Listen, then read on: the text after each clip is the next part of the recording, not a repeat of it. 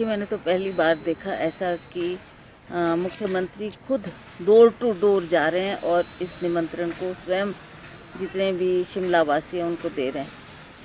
ये मुझे मेरे व्यक्तिगत विचार पर मुझे ऐसा लगता है कि ये सीएम की पद की गरिमा को गिरा रहे हैं बीजेपी के लोग। इस तरीके से उनके वर्कर भी जा सकते थे, उनके कार्यकर्ता भी जा सकते थे, और सीएम को इस तरीके से घर घर घुमाना, गली गली घुमाना, मुझे नहीं लगता कि ये इस कुर्सी के लिए शोभनीय कार्य है।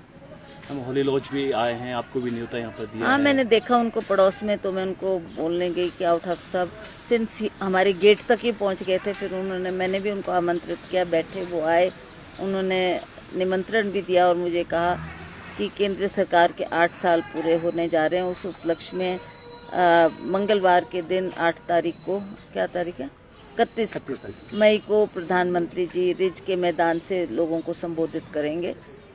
तो मैंने कहा वो तो बहुत अच्छी बात है, पर मैं उनसे तो मैंने ये बात नहीं कही, पर मुझे लगा कि सीएम को इस तरीके से घर घर घुमाना, एक इनविटेशन देने के लिए, ये उस पद के लिए थोड़ा, उस पद की गरिमा को गिराता है। देखूंगी, आई थिंक अबाउट इट। दूसरा, अब भाजपा लगातार जिस तरह से, क्योंकि अभी चुनावी वर्ष भी है, शिमला की अगर बात करें, नगर निगम के चुनाव भी है, इस तरह की रैली करना, तो कांग्रेस के कब बड़े लीडर यहाँ पर आएंगे और इस जो रैली को है आप किस तरह से देखते हैं, किस तरह से आंकते हैं? देखिए, आदरणीय प्रधानमंत्री जी हिमाचल प्रदेश आए, उनका हम स्वागत करते हैं, पर मुझे लगता है कि अभी तो 3-4 महीने का समय है चुनाव के लिए। जब हम ठीक समझेंगे, जब ठीक वक्त होगा, तभी हम अपने सेंट्रल के लीडर्स को यहाँ पर बुलाकर रैलियों का आयोजन करेंगे। जिस तरह से पीएम मोदी 31 तारीख को शिमला आ रहे हैं और 8 साल का यहाँ पे जश्न मनाया जा रहा है, तो कितने, जिस तरह से जनता को उम्मीदें हैं, महंगाई की मार है, तो कितना आप समझते हैं कि कितनी राहत मिलेगी पीएम मोदी यहाँ पर आ रहे हैं?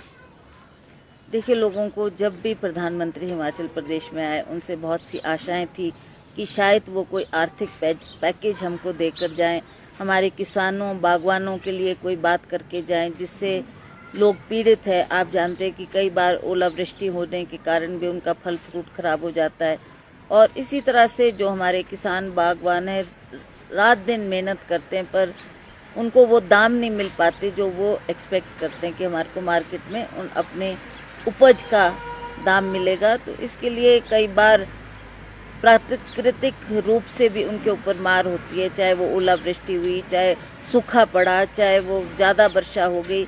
ऐसे किन्हीं कारणवश उनकी पैदावार में नुकसान होता है। तो हम ये चाहते थे कि जब भी उनके ऊपर कोई ऐसी आपदा आए, और जब प्रधानमंत्री का यहाँ आना हो, तो प्रधानमंत्री जी स्वयं जानते इस बात को कि ये एक पहाड़ी प्रदेश है और बहुत से बागवान और किसान यहाँ रहते हैं। उनकी एक्सपेक्टेशन के मुताबिक भी वो कुछ बात कहें तो हमें खुशी होगी।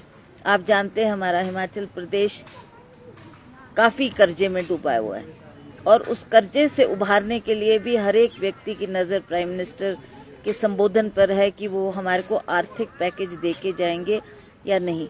पिछली बार भी जब वो आए थे, लोगों को बहुत सी आशाएं थी और उन्होंने कोई ऐसी घोषणा नहीं की। लोग दुखी हैं, पीड़ित हैं, और जैसा आप जानते ही हैं कि चाहे महंगाई है, बेरोजगारी है, ये भी बड़े अहम मुद्दे हैं जिसको लेकर लोग चिंतित है, और लोग ये मानते हैं कि अब हमारे को परिवर्तन करना है, सरकार में बदलाव लाना है, क्योंकि इस सरकार ने कुछ भी ना किसानों के लिए, ना बागवानों के लिए कोई ऐसे अहम कदम उठाए जिससे उनको राहत मिले।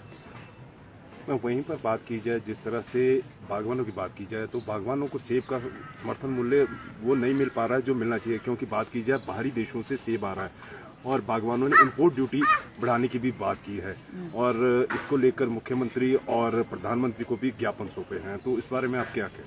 लेट्स सी अब क्या प्रधानमंत्री बोलते हैं। प्रधानमंत्री के जहन में ये बात लाएगी। उनको बताया गया कि हमारे बागवानों और किसानों की ये मांग है, तो हम एक्सपेक्ट करते हैं कि प्रधानमंत्री जी आ रहे हैं। उनके लिए तो छोटी मामूली सी बात है कि उनके लिए भी ये इम्पोर्ट ड्यूटी की वो जो राहत किसान चाहते हैं, बागवान चाहते हैं, वो देकर जाए। मैम, नई जिम्मेवारी आपको मिल चुकी है, काफ़ी टाइम भी हो चुका है, आपको क्या लगता है कि संगठन कितना मजबूत है, और नई कार्यकारिणी जब से आप आए हैं, कितना जो है कार्यकर्ताओं में जोश है, और किस तरह से जो चुनाव की जो भी प्रक्रिया शुरू है पूरे तैयार है?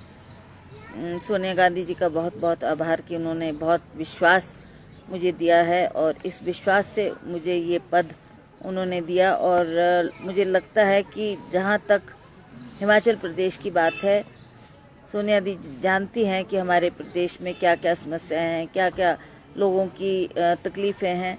और इस बार जो हमने चुनाव लड़ना है वो माननीय वीरभद्र सिंह जी के बिना हम इस चुनाव के मैदान में उतरने जा रहे हैं। तो एक बहुत बड़ी चुनौती है हमारे लिए। तो मेरे को लगता है कि सोनिया गांधी जी ने भी ये समझा और जो उन्होंने लोगों से जानकारी हासिल की, उनको भी ये लगा कि वीरभद्र सिंह को निगलेक्ट करके या उनका बात नाम आगे ना आए, उससे भी लोग भी पीड़ित हैं और लोग जुड़ने मुश्किल हो जाते हैं।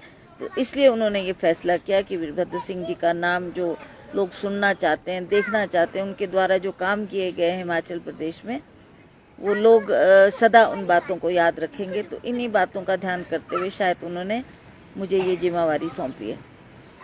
FactMediaLive.com is the fastest growing digital media of Himachal, Punjab and other states. Contact us for your live events on Fact Media Live. FactMediaLive.com quality digital channel Himachal के हर एक कोने के साथ साथ दिल्ली, पंजाब, हरियाणा व अन्य राज्यों की दिन भर की तमाम छोटी बड़ी खबरों के लिए व लाइव अपडेट्स के लिए हमारे फेसबुक पेज को लाइक और फॉलो करें और यूट्यूब चैनल को सब्सक्राइब करें। देश दुनिया की बड़ी खबरों के लिए गूगल पर जाकर फैक्ट मीडिया लाइव सर्च करें।